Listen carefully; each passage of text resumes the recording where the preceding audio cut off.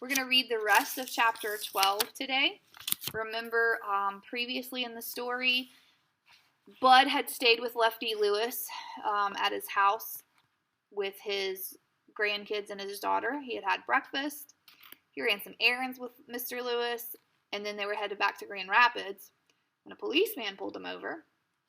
And Bud learned that Lefty Lewis was helping out organize some unions, and the policemen were looking for people that were doing that, but they didn't get caught. Boy, these automobiles were great for making you conk out. Between the car floating real soft down the road and Lefty Lewis's boring stories about the railroad and the union and baseball, I was out cold in no time. When I woke up, I looked out the window and stretched. Lefty Lewis said, "I was about to take you to Butterworth Hospital. I thought you'd left Earth for good." He pointed out the window and said, "Looking familiar?" "Uh-oh." "Yes, sir." I pointed at the gasoline filling station and said, "Yep, there's the gasoline filling station." He said, "I guess your daddy would have to burn premium in that big Packard, wouldn't he?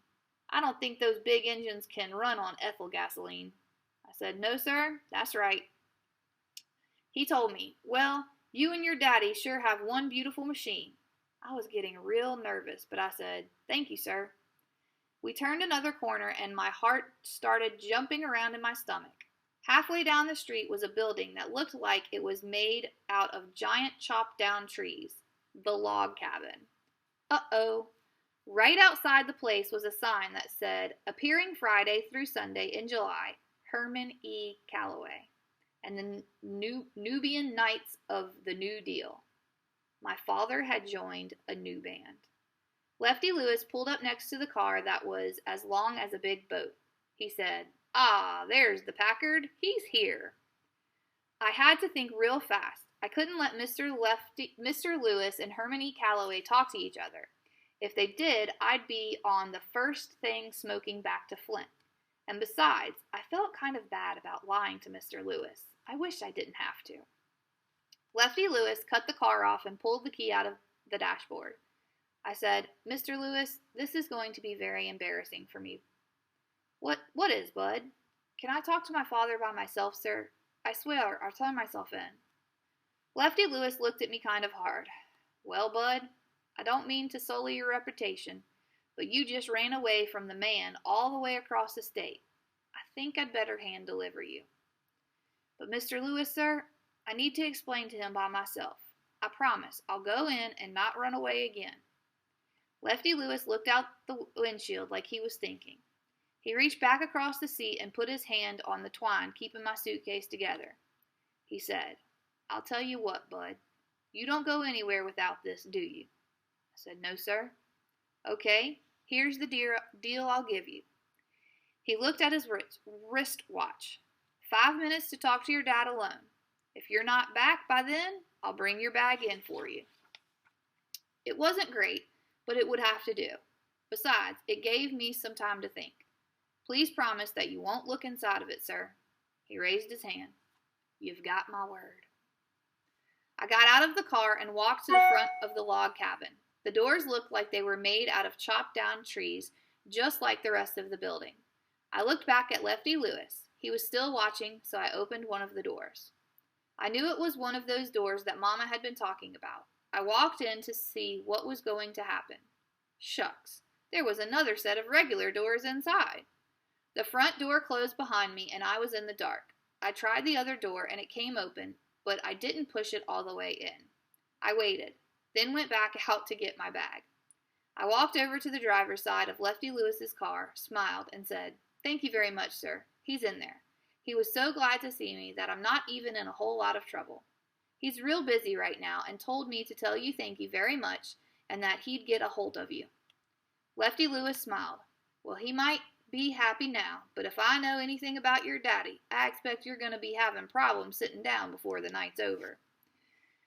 Now, I know he's going to tell you this, but I got to add my 2 cents. Son, there just ain't too many places a young Negro boy should be traveling by himself, especially not clear across Michigan.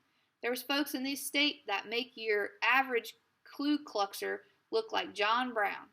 You know who John Brown is? No, sir." "That's all right. He's out there moldering somewhere.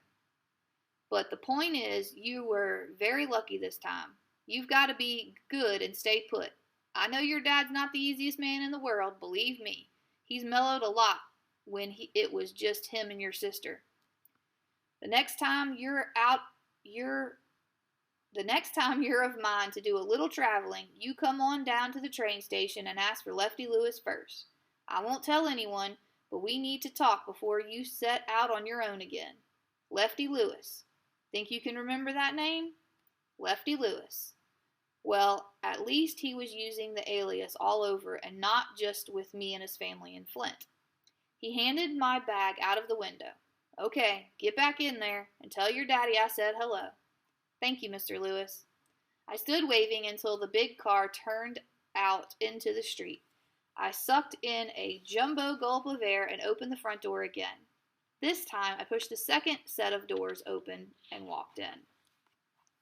It was dark, but I could see that there were 6 men sitting in a circle on a little stage at the end of the room. One of them was white. 5 of the men had their eyes on the other guy.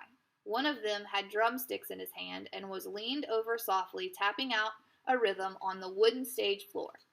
3 of them were drinking from bottles of pop, and one, a real old one, was using a rag to wipe the inside of his trumpet. The guy who had to be my father was sitting with his back to me wearing a hat.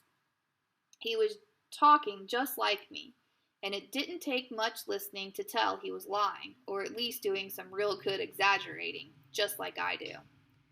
That was all the proof I needed. His voice was a lot rougher and more tired sounding than I thought it would be. He leaned back in his chair. That's right. After I won the Golden Gloves, no one couldn't tell me I wasn't going to be the middleweight champ within 2-3 years tops. The drummer stopped tapping. Middleweight? What this was so long ago? Gravity wasn't as strong as it is now? Or did a pound just weigh less back then?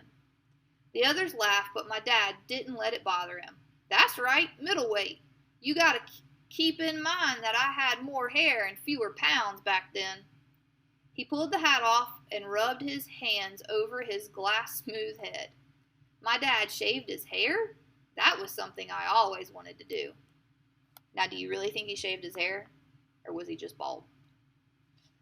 He said, my manager goes and lines up bout against a fighter out of Chicago by the name of Jordan Snaggletooth McNaven. From the name, I'm expecting some young Irish kid with bad teeth. But this guy was one of us, and so old that he could have been a waiter at the Last Supper. When the fight began, I wasn't about to show mercy, you understand? All the guys on stage were nodding.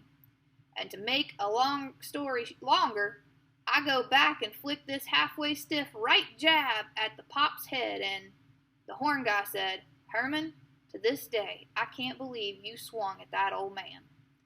What was I supposed to do, Jimmy? I wasn't trying to kill him or nothing. I just wanted to put him down quick and quiet. Jimmy went on. And the next thing I know, I'm watching my mouthpiece and my chance to be champ flying out of the ring into the 4th row of seats. I ain't never been hit so hard in my life. The drummer said, What, you lost one fight and quit?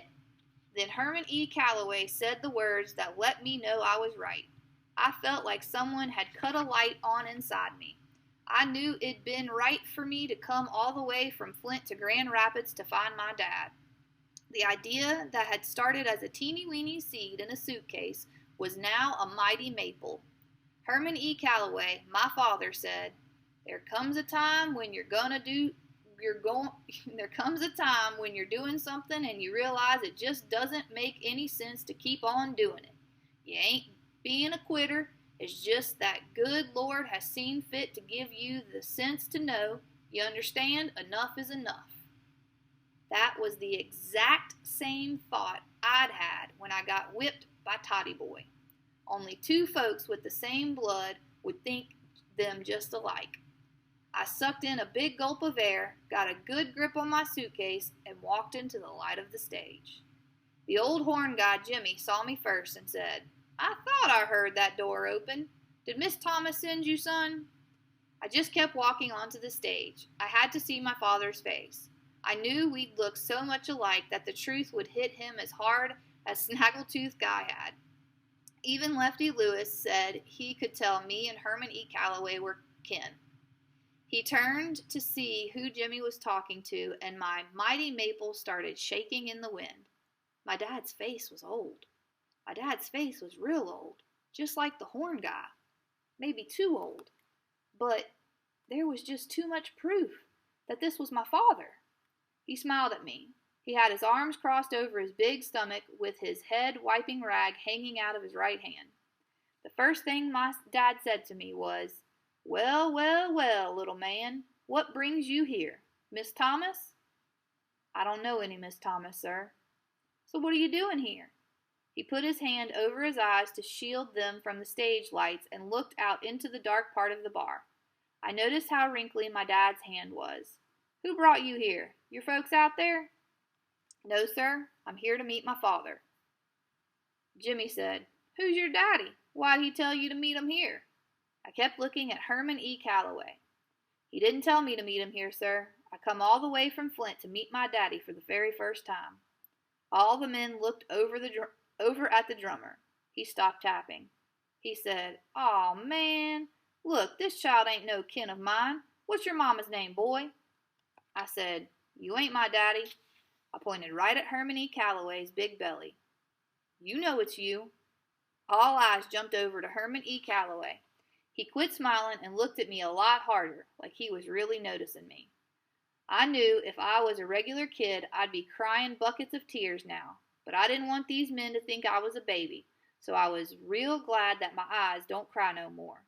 My nose plugged up and a little growl came out of my mouth, but I kept my finger pointed, cleared my throat, and said, "I know it's you."